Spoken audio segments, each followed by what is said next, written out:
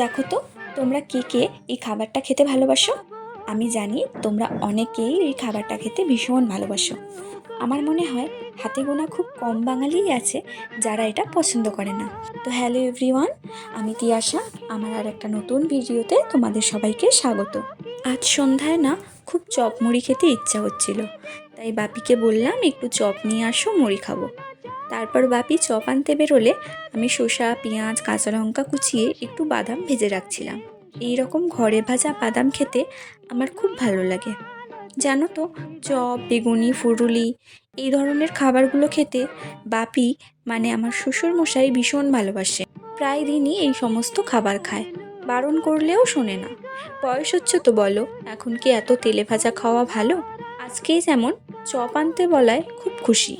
বাড়ি ফিরে আমার হাতে প্যাকেটটা দিয়ে বলল, এনে ভালো করে মুড়ি মাখ। ও মা, আমি প্যাকেটটা খুলে দেখি 3টে চপের সাথে 3টে বেগুনিও আমাকে উঁকি মেরে দেখছে। বোঝো ঠেলা।